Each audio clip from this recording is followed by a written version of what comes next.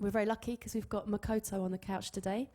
Makoto's an internationally renowned drum and bass producer and DJ, best known for his releases on LTJ Bookham's Good Looking label and for his ultra musical take on drum and bass. So, hello Makoto. Hello.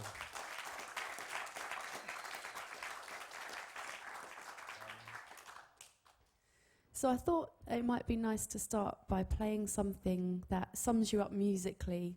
So for all the people that don't know, they get a chance to hear what you're about. So what's the track that you're going to play us?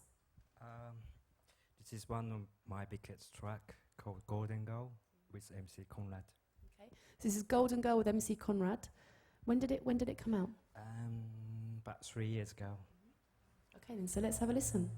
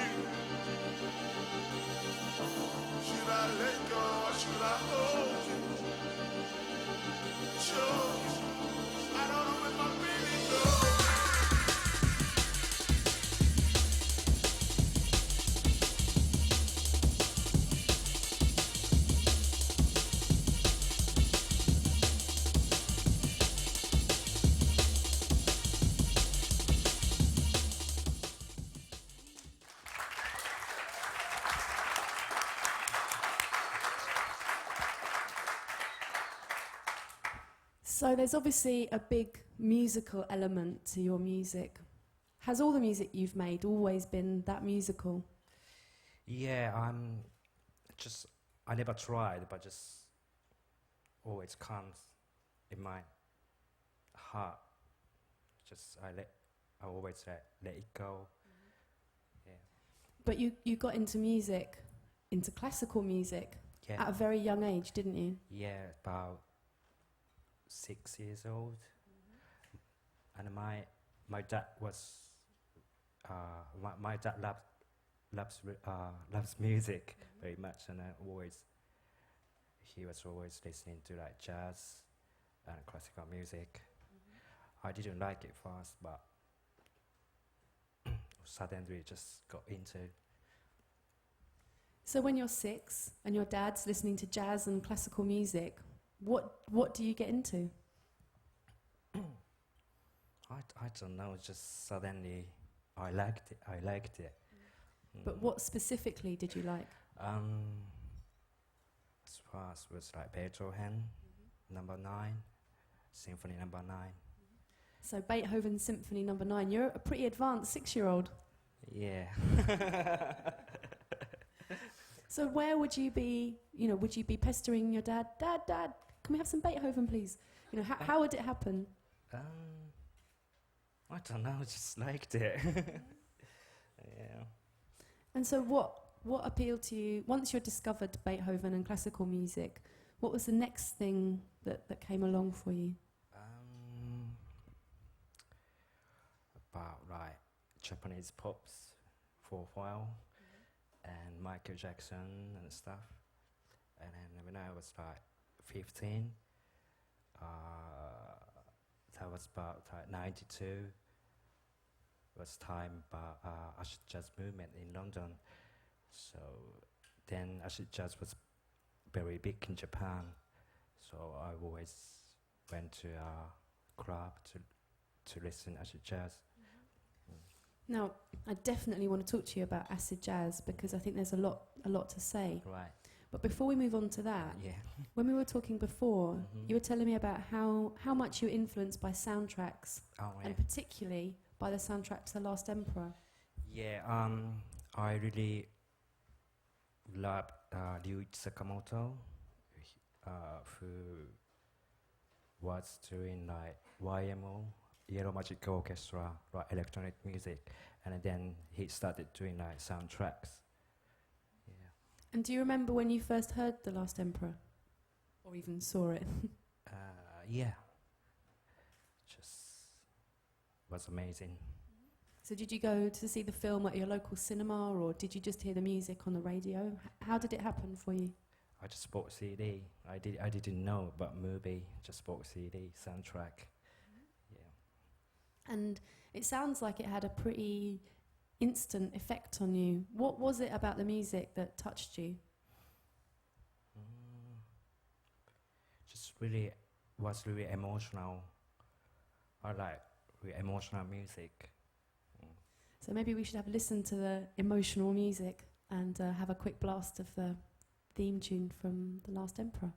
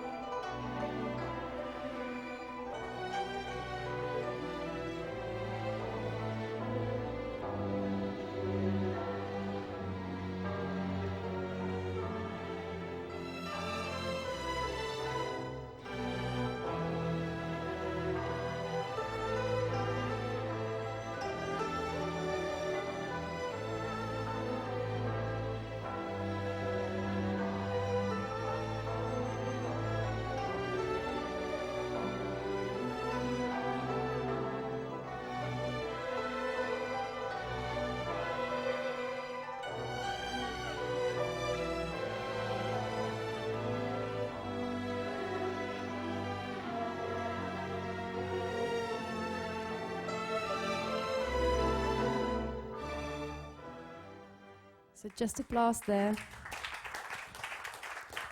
of a piece of soundtrack music from Sakamoto that heavily influenced you. If you were suggesting to people if they didn't know anything about Sakamoto, what would be the one album or the one record that you would suggest they went to buy? I think the Last Emperor soundtrack is one of his best. Yeah, but every soundtrack he does is really good. Mm. Do you prefer his soundtracks to the other stuff he's been involved with? Yeah, I prefer his soundtracks. Yeah. Okay, so it's a big thumbs up for soundtracks then. You started to tell us before about how when you were 15, you were kind of hit by acid jazz and began going out to clubs. How did that happen? I just bought CD in a CD shop, and I didn't know anything about club or anything. And then at the time, my friend was into acid jazz as well, so we just both went to a club. So do you recall which CD it was that made you want to go to clubs? It was the United Future Organization.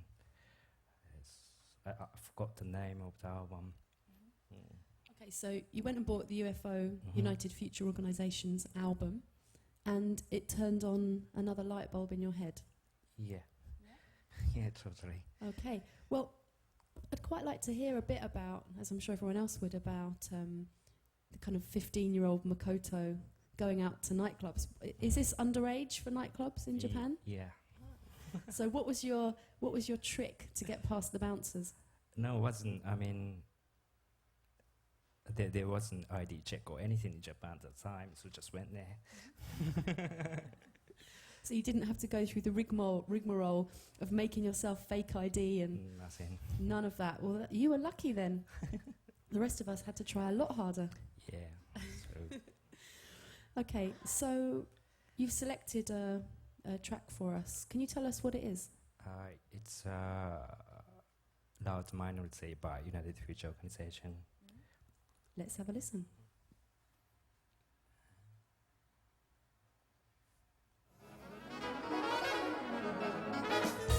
One of the things that breaks me up when I go to a jazz club, I go to a jazz club first to hear the music, but second of all, and this is a very important reason, to dig the people. The people in jazz nightclubs are the funniest.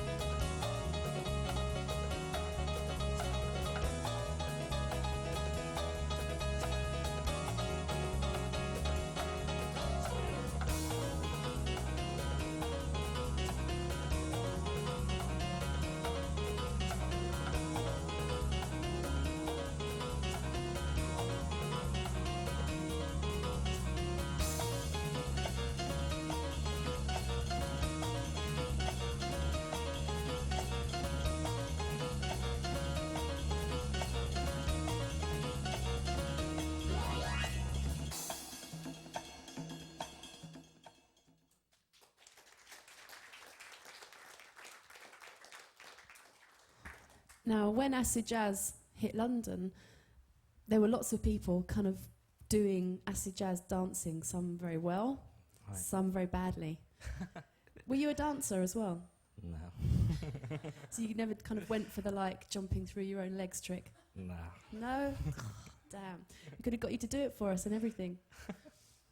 Why do you think, because obviously acid jazz had quite a big impact in Japan, didn't it? Yeah. Why do you think that was? Because there were quite many Japanese artists, actually jazz artists. That United Future organization is actually Japanese, 3 Japanese guys, and then wearing like suits and they got tie and everything. It's a sharp look. Yeah. Well, I suppose the same goes for Major Force and some of the other people that were signed to MOAX. Yeah, DJ Crash as well. I think Towate was doing a D-Light at that time. Was quite good. But there was definitely, I mean, you've talked about, you know, United Futures kind of in their sharp suits. There was a really specific aesthetic and kind of look, a design look around all of that in Japan, wasn't there? Yeah, was big. If people, again, I mean, obviously, most people will know what to check out, but if there was something from that era of Japanese music, maybe aside from UFO, what would be the thing that you would tell people to go and buy or download? I just said Towate, DJ Crash, and Monte Grosso, Kyoto Jazz Massive. Kyoto Jazz Massive, yes. So did this, obviously you started going out to clubs, but then that turned you into a promoter, didn't it? You started putting on parties and DJing yourself. Yeah, because I didn't have a chance to do DJ, but I really wanted to do DJ, so I just organised the party myself and I did DJing. So it's that classic thing, you're going out, you want to DJ, you don't know anyone, what do? You start your own parties. Yeah. What were your parties called? I even don't remember. Oh, it's like that, is it? That hazy. But what kind of parties were they? Was because I went to like I went to music university, but that was actually art university. So there were like photos, designs, like arts and everything in that one university. So it was an arts university. Yeah. Okay. So just did like with everything, like photo and the painting and DJing. Okay, so again, in keeping with that period of, you know, MOAX, acid jazz era Japan, you had a really nice design style around what you were doing. Yeah. Well, I would like to, see some of those later. Perhaps you can, if you have any pictures or anything, maybe if anyone's interested in how you make your sound look good, this is the man to ask. And so you started DJing at your parties. What were you playing? I was playing acid jazz and layer groups, soul and Brazilian stuff. Okay then. So we can tell where you are musically at this point. Now, fast forward a few years and you're a drum and bass producer. What happened to turn you on to drum and bass? Because at the time, the United Future organization and of course Giles Peterson started play drum and bass, and I went to a club. I heard my drum and bass, and I just So there was a period where Giles Peterson, who previously had been playing acid jazz, began playing drum and bass. Yeah. He started playing artists like Photek or Yeah. Goldie or LTJ Bookham. Yeah. So did you hear those artists through a Giles Peterson radio show, or did you hear them through Giles Peterson coming to Japan? Yeah. Or did you hear them just because he'd started doing it, other people started doing it? When I went to a club to listen to Giles Peterson, I just heard the drum and bass. So you're there on the dance floor, listening to Giles Peterson. You're expecting him to play acid jazz. Yep. And what did you hear? The drum and bass and then jungle stuff. And then And what was the first music in that area that really appealed to you? what's called is NSD Live. Goldie's Inner City Life. I think it might sound quite nice on these speakers. Shall we give it a go? Yeah, but it's long though. That's right. We It's won't 20 listen minutes. to it all. We won't listen to it all. We won't listen to it all. If you just press play, we can fade out as necessary.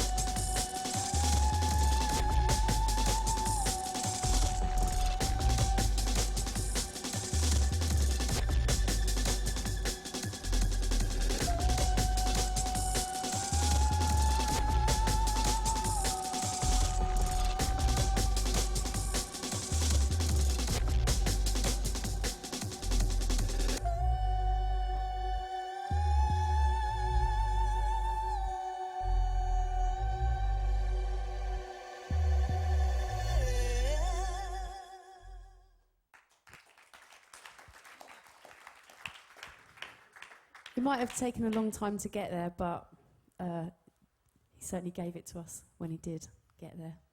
And thanks for that call there, for the reminder not to pull it down before that fairly substantial bass explosion. So what was it that appealed to you about that? I just felt like this music is so futuristic. I just felt futuristic. That's it, and just got into to dig another stuff. So once you'd heard it, you'd found this futuristic music. What were you looking for? Who did you find? I just went to Lego shop and then I bought everything. It's every drum and bass releases like every week. Yeah. And which were your favourite records from that era? Yeah, of course, Good Looking, LTJ Bookham, and Goldie's Metalheads. Yeah. So Good Looking, Metalheads, all the key labels from that time. And then when LTJ Bookham and Conrad used to come and tour Japan, you used to go and see them, didn't you? Yeah, I always, because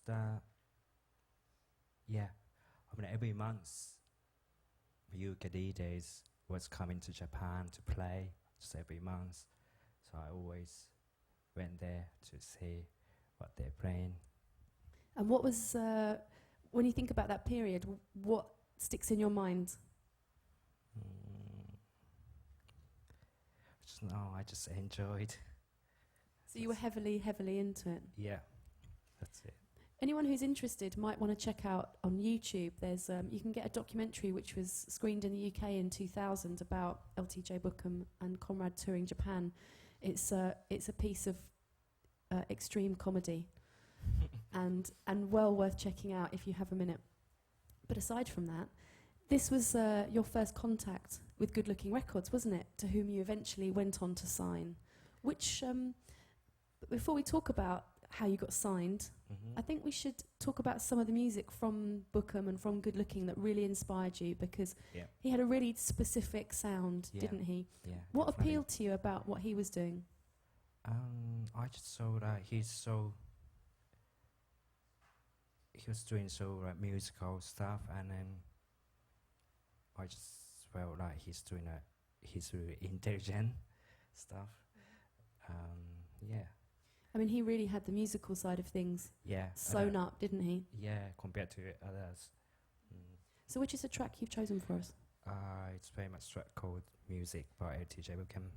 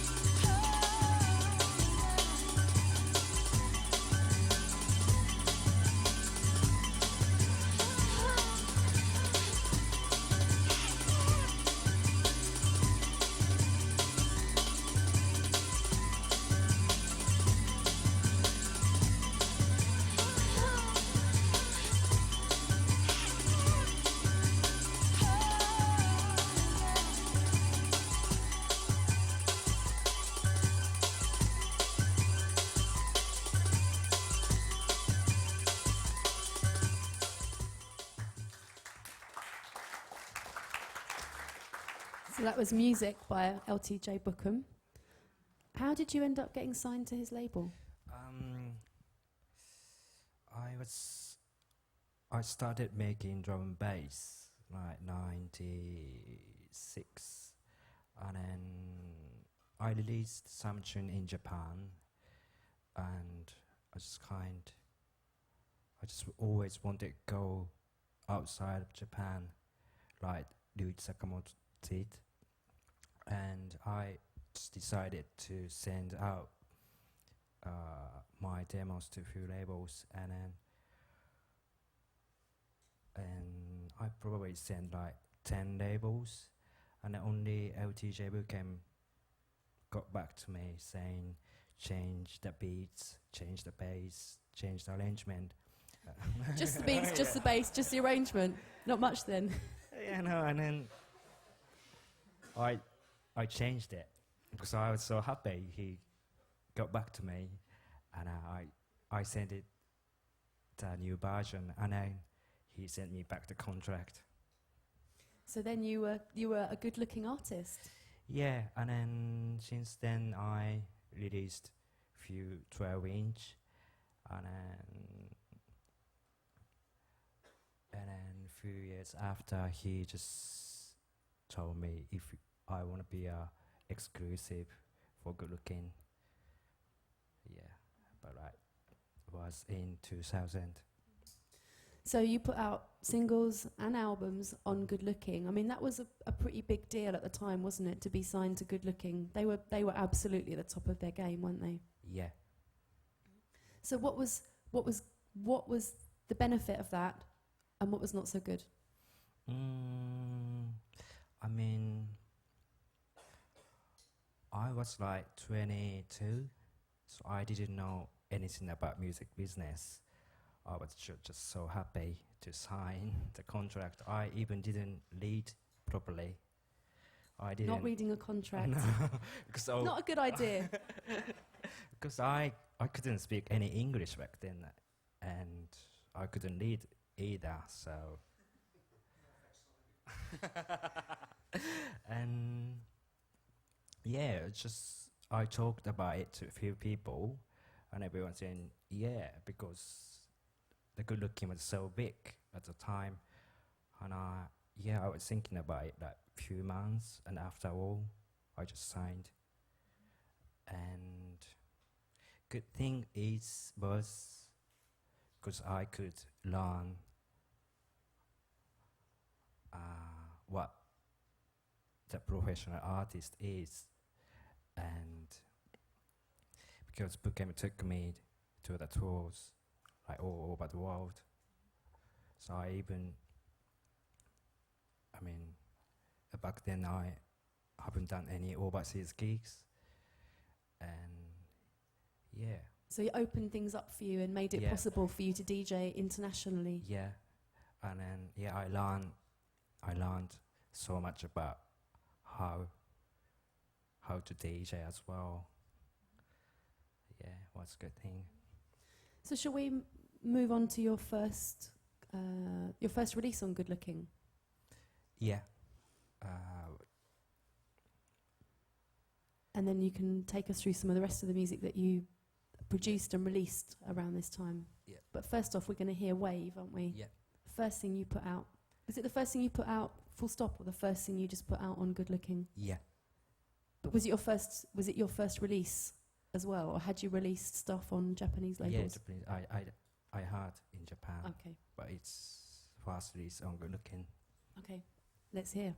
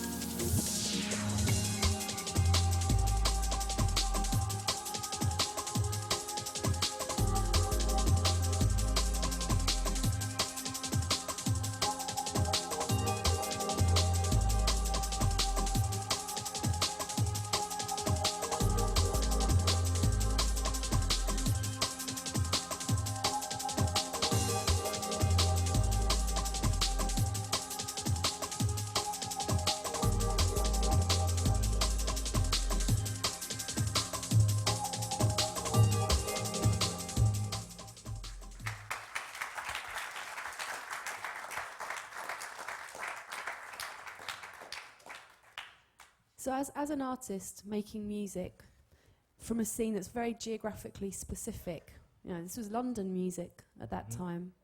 How do you overcome the fact that you're geographically very, very separate from what's going on? I just like listen other drum and bass like every day, and then no one was making drum and bass in Japan. I just tried to copy. That's why that wave tune just sounds like good looking. Nothing else. I just copied it, and can I say? But sometimes taking a template of something else you like and trying to recreate that can be a really good starting point for an artist. Definitely. I mean, lots of people who've been here, who've sat on the couch, have said exactly the same thing. Right. They started making music by finding something they liked and trying to do the same thing. Yeah. And by doing that, you end up finding your own version of it eventually, don't you? Definitely. So how did your music change when you kind of gained confidence as a producer and gained experience? How did your music progress? I mean, at the time, I couldn't make what I want. I was always trying to make what I want, but I couldn't. There was idea in my head, but just my hands didn't do it. You know? I think we all often have that problem, don't we? Ideas here and then just getting them out. That connection problem. Yeah, was different from my ideas, but yeah. It would be nice then, seeing as we're talking about kind of the evolution of you as an artist, to hear something from a bit later on. You put an album out on Good Looking, didn't you? Yeah. And do you have something you can play us from that first album? Yeah. This tune is my favorite, actually. This is like, this tune is like what I wanted to make. Let's hear it.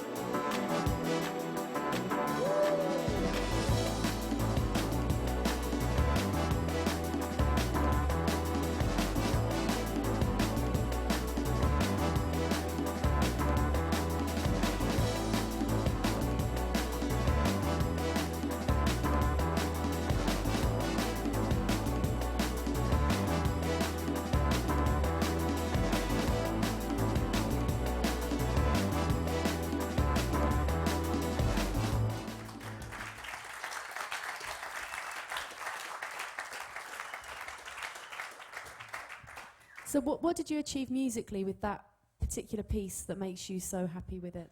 I don't know, it took like 6 months to make it. Wow. 6 months? Yeah, I played like all lows and then put vocal on it and then guitar and everything. Yeah, idea was like 2 hours, but took 6 months to finish it. That is a work of love if I've ever heard of one. Wow. Yeah. So you'd put out some 12s with Good Looking, you put out an album, and you went on later to put out another album with Good Looking. On reflection, would you suggest to anyone who's at a position where they're signing with a label that they should read the contract and get it checked over by a lawyer? Yeah, of course. I mean, yeah, I just didn't know. I just said earlier, but I just didn't know about anything. And I was so happy to put out my music in worldwide. You know, and I saw music was speaking for me, but it wasn't, I needed to speak English. I needed to learn English. Yeah. So in the beginning, music will speak, but after that, I mean, you will need speaking English and everything. So your music could speak to you, your music could speak for you up to a point. Yeah. But you also needed to be able to communicate in English as well. Yeah, was really important. Mm. So what happened next? After this album, I think that point was record sales just went down, and then same time Good Looking went down as well. So they just stopped paying me, and saying like, I helped you. So I was like, what? Because I love making music. I don't expect getting money from music really, but same time, if you're doing this like 5 years, you have to earn from music, because if you don't earn music, you can't live and you can't buy any equipment and everything. So just to recap on what you're saying there, you're saying they stopped paying you. Yep. And said, but we helped you. Yeah. That's an interesting argument. Yeah. I mean, I did say to them, but I have to leave it and everything, but they just didn't listen because they went down. Yeah. So you were contractually obliged to remain with them? Sorry, say again. You were under contract to remain with them? Yeah. Regardless of whether or not they were paying you? Yeah. And yeah, then I went to a lawyer first. At last, the lawyer comes in. Good. And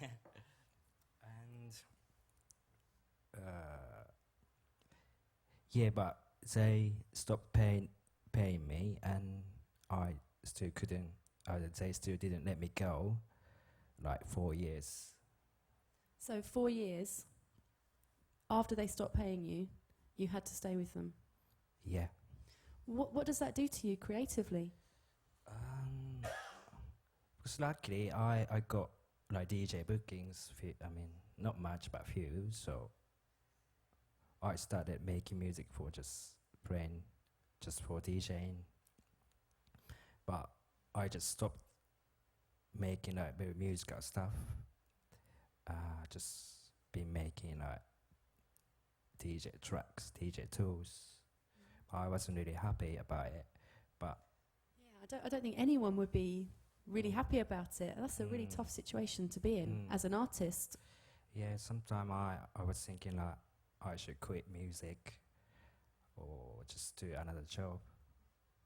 But luckily, I got another job like making music for game. For video games? Yeah, like PlayStations. Which games did you work on? I think it's called TT. TT. Yeah, I only know because I only know about. They didn't give me a game or anything, so just made a music for games. Okay. Mm. But you still carried on making drum and bass and releasing music on Good Looking during this period, didn't you? Yeah, Good Looking just released one tune actually for during that 4 years. It was Golden Girl because they knew that was big. So what advice would you give people? I mean, obviously every artist, every musician goes through trials and tribulations, goes through difficult periods where it's hard to make music. And for you, it must have been incredibly difficult to keep making the music you loved when you were in such a bad situation in terms of your record label. Yeah. What should people do when they're in that situation? I just believed in the future because I didn't think I could get out, but just I hoped I could release the music again. That's it, really. So yeah, hope for the future. Even if you're having a tough time, there may well be brighter days around the corner. But it's a salutary tale, really, Yeah. because it's the kind of thing that so many people go through. And just that basic fact of making sure that you know what you're letting yourself into contractually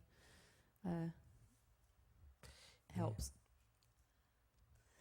I mean, I'm saying that bad things about Good Looking, but there was really good thing as well.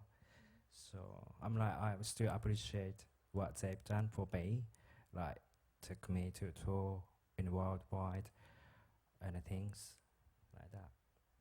So yes, good sides and bad sides Yeah. to that particular story. Yeah. Now you're going to play us something else, aren't you?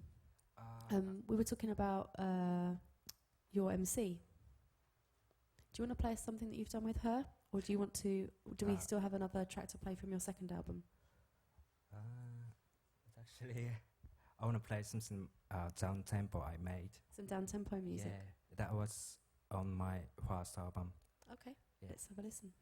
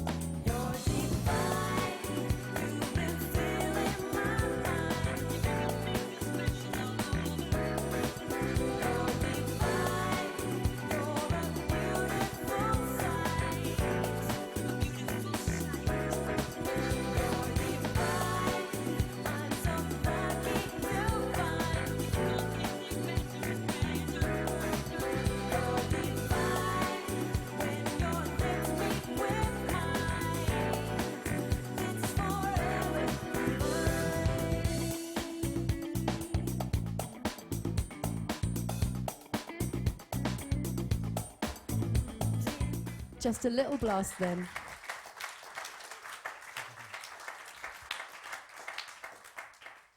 Now let's take things forwards a little bit. Tell us about your MC. This is not my MC, but Yep, I know. But we should, start bringing things, start dragging what we're talking about up to date. okay. So Okay. tell us something about your MC. It's actually a female MC. Her name is Daisy. We always touring together. I mean, that's really good to have one MC because I play like musical drum stuff and she knows what I'm doing I know what she's gonna do. We kind of trying to make a story in a one DJ set. And so where have you been playing recently? It's quite all all over the world. Yeah, of course, Japan, Asia, Australia, Europe, UK, America. And what do you think's different about having a female MC? I don't know. It's just not.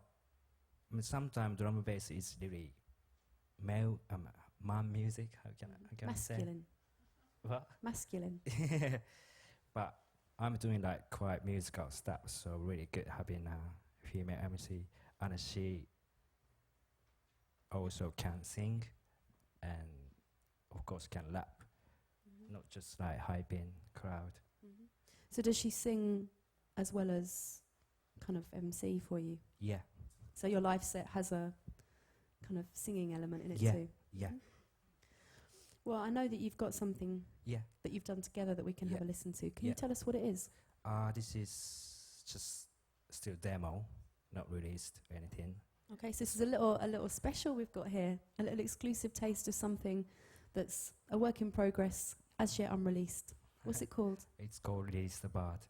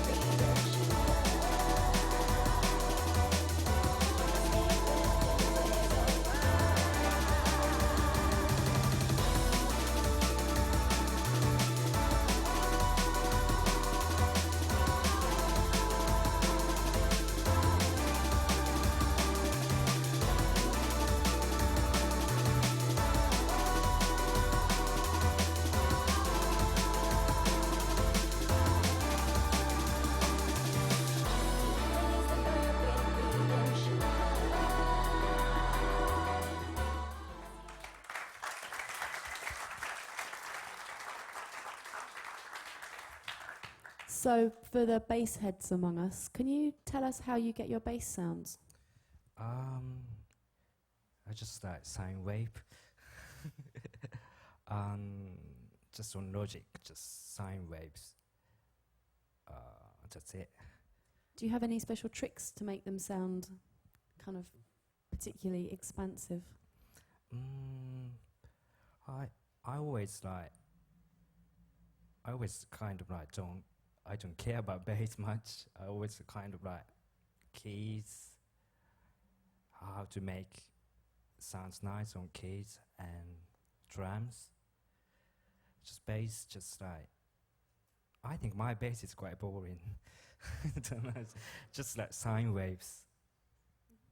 But you play, don't you? You play Rhodes, among Yeah. other things. Yeah. I just play those. I just love it. That's it. So do you always play the music on all of your records? Do you always play everything on your records? Yeah, I always play keys, and my friend plays guitars. Yeah. Another thing I wanted to ask you about is, as a drum and bass DJ working in Japan, how do you deal with the sort of dub plate culture of drum and bass?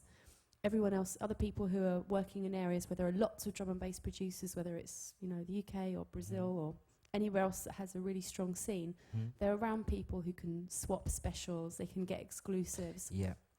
How do you kind of maintain? How do you keep up basically as a DJ when you're not in that position? Well, I use like instant messenger to talk people and get tunes. Yeah. So for you, the internet has meant it doesn't really matter where you are. Nah.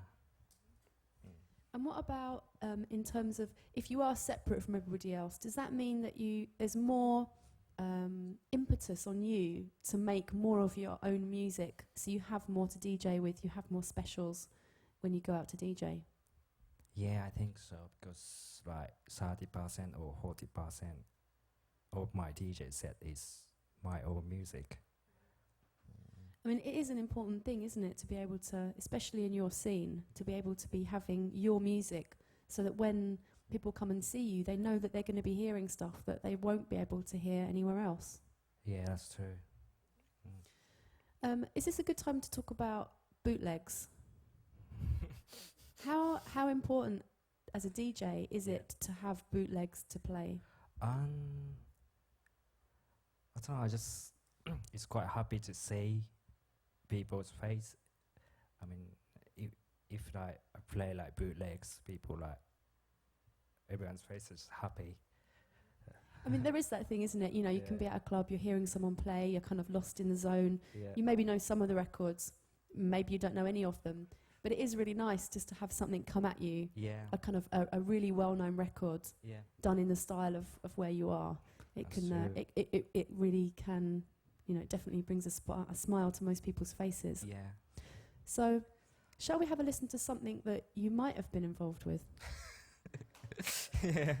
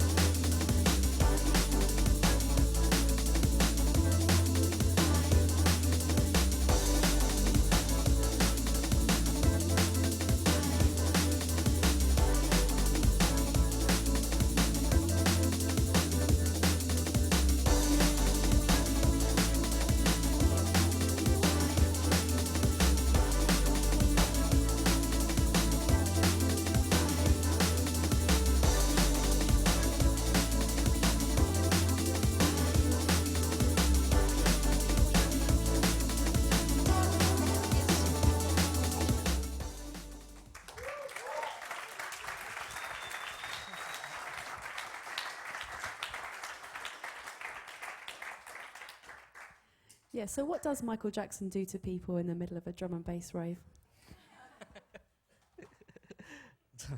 Just what?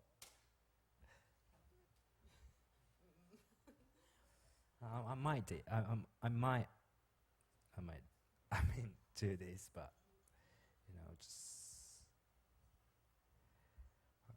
just wanted to make. That's it. I mean, I didn't intend to release or anything.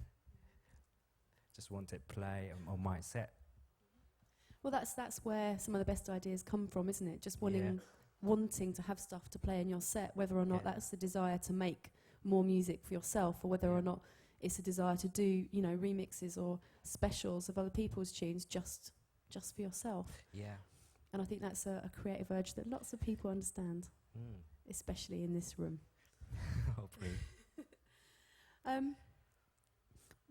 We talked very kind of briefly a minute ago about Brazil having a big drum and bass scene. You've got a kind of strong working relationship with Marky, haven't you? Who's one of the biggest of the Brazilian drum and bass DJs. Yeah. Can you tell us about how you started working with him? I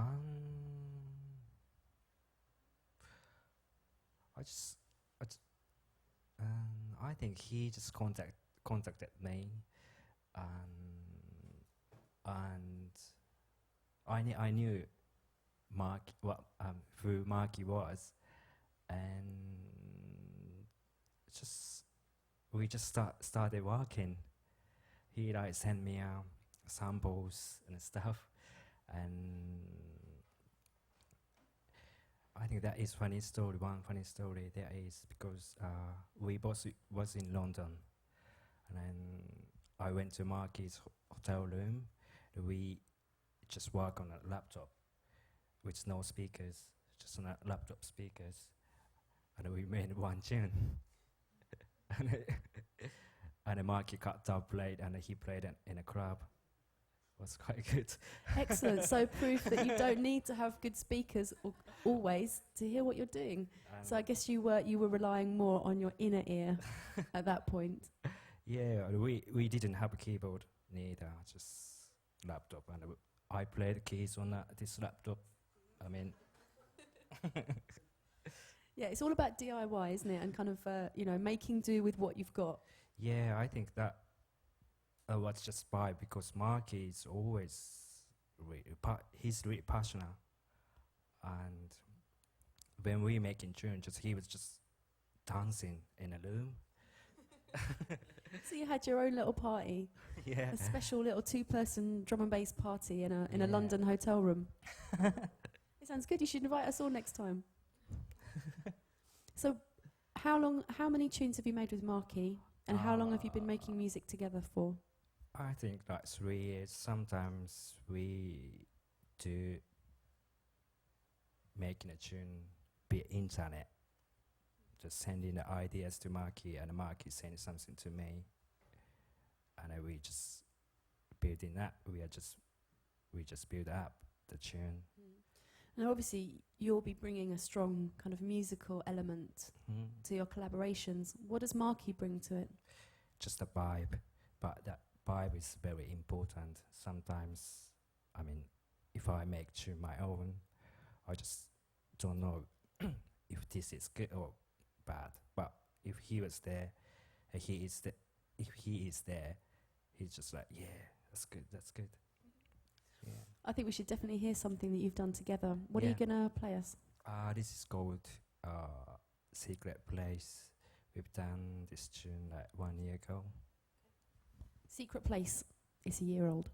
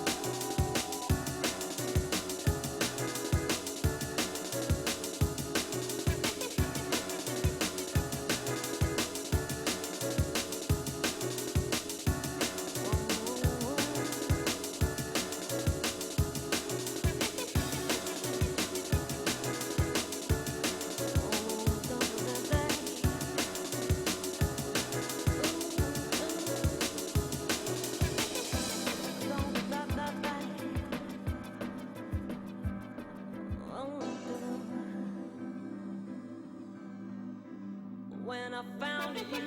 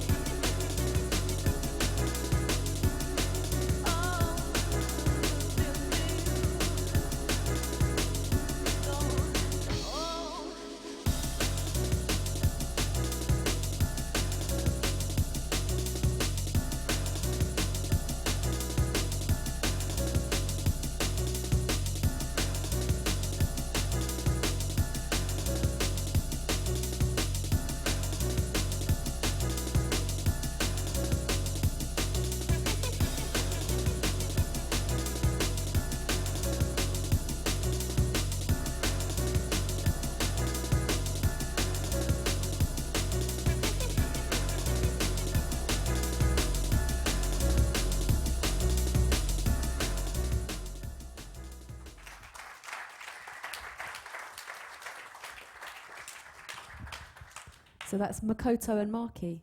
Yeah, we did this tune via internet. Over the internet. Yeah. That's how it all works, isn't it, for those people who are collaborating. And I guess for a lot of you guys, when you're going back home, you're going to be quite hot on the iChat, I imagine. Collaborating, passing on things, and generally making the most of the internet. We've got a couple more tracks to play and a couple more questions to ask. And then obviously all of you guys can ask away. So start percolating on the things you want to ask Makoto now. One thing I did want to ask you about was how you've kind of brought your music back really strongly to the jazz and funk that initially inspired you. You made a track with Cleveland Watkins. Yeah, he's like jazz legend. And how did that come about? I was looking for like male vocalist, and I think Cleveland Watkins was doing MC for drum and bass as well. So I just really liked his style, and at first I didn't think he would do the tune for me, but he was really nice, and then he just did it for me. Was this one that you did in person in the same place, or is this another kind of iChat wonder? This one is like when he came to Japan, we just went to a studio to record vocals. It's not much vocal on it, just like scat. And is this one of your little unreleased gems you're blessing us with, or is this something that's already come out? It's unreleased. Unreleased? A bit more unreleased pressure then. So what's the track called? It's called La Ligue. La Ligue.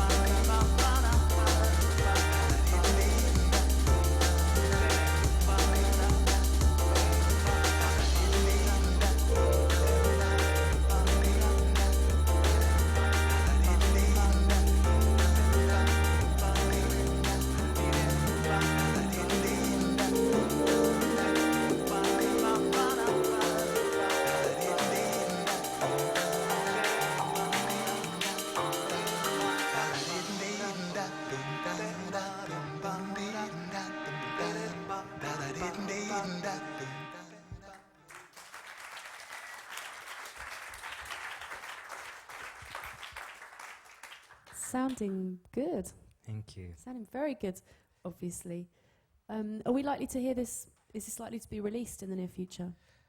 I hope so. Yes. So what's going to be your situation for releasing music? Start my contract with Good Looking has just finished Mm-hmm. right 6 months ago.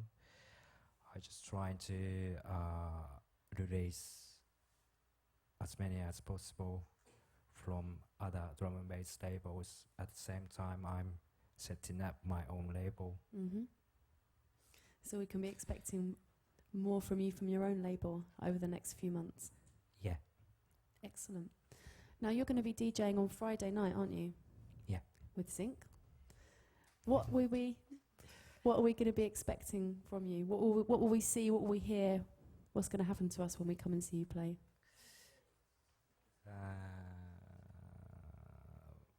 Just that music I'm feeling right now. Mm. Excellent. Now we do have one more track Mm-hmm. to play.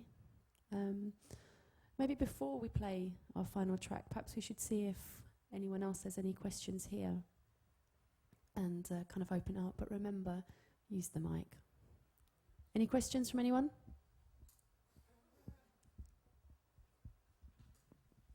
Hiya. You mentioned earlier that you sort of found film soundtracks inspiring. I was just wondering if your work in computer games has opened up any doors for like going down that path and doing film scores or anything.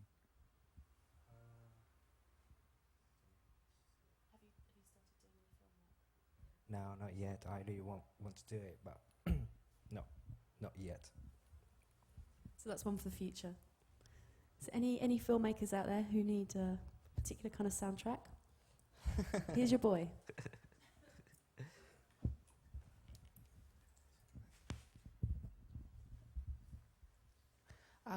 Music-wise, can you picture drum and bass in 2 years? How is it going to sound? Where is it going to? Drum and bass in 2 years. 5 years? That's no, just I do my own thing, and I mean musical drum and bass. I hope musical drum and bass will be more bigger in the future. Do you feel like people are going through a phase where maybe because some of the more commercial pressures are off, that people can go off and be more inventive and explore their sounds and maybe Yeah. come up with some really interesting music? Yeah, definitely. Any other questions? We've got one over there. Oh, Can you not get Sakamoto out of retirement and do a collaboration with him?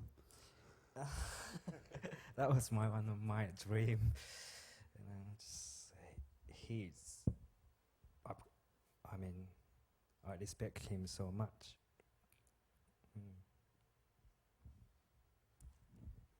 Hi. I know Japan is a place where styles and trends and what's hot change very rapidly, and I'm wondering, musically, is it hard to stay on top of that? What's new and what's current, or do you just ignore it altogether? I mean, I've been in like other countries so much. I just realized now, I didn't do good promotion in Japan. I think my name is known better in the world. I see that.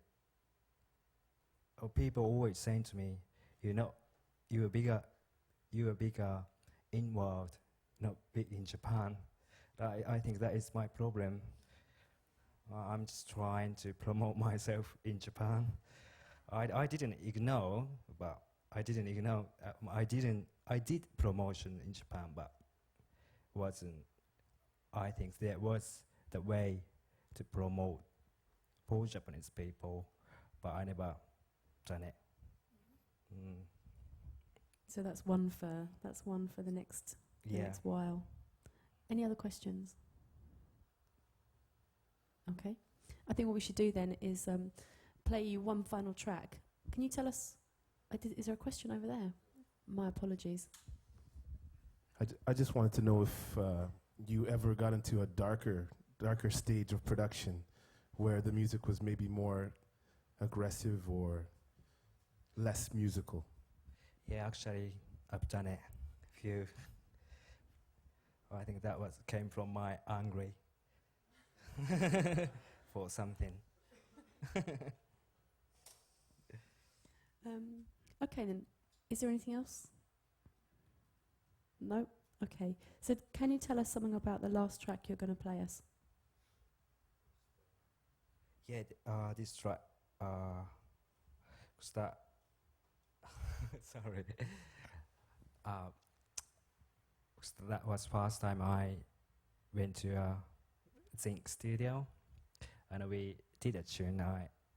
I played that keys. It's called Thinking Back. So what name do you and Zinc record under? When you record together, what name do you use? How do you mean? Is it just Zinc and Makoto, or is it a different name? That at the time I couldn't use my name because of the contract. So just I was like co-producer, but I was quite happy about it. And what's the track called? Thinking Back, featuring Stamina MC.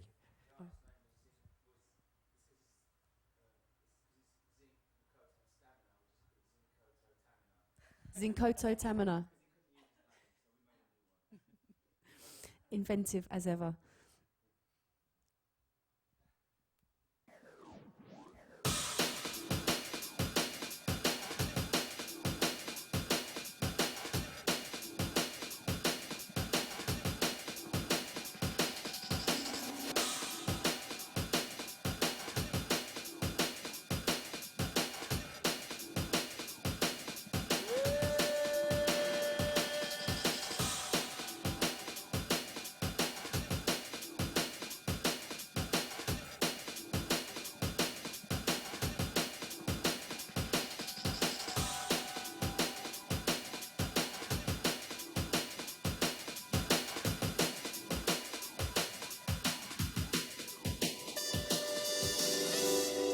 Lost in the haze of the memories, I try to remember how it used to be.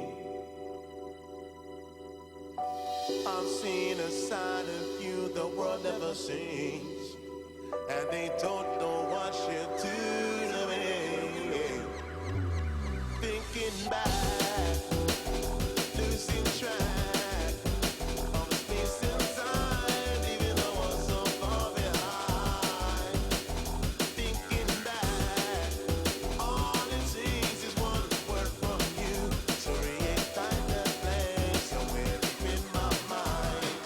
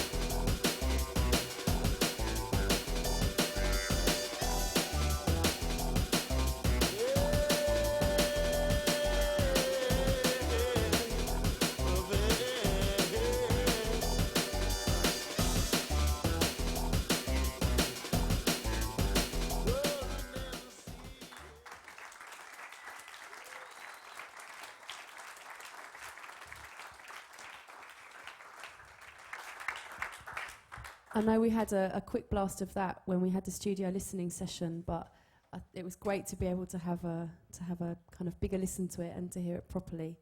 So I guess really what we need to do is to say a big thank you to Makoto. Thank you.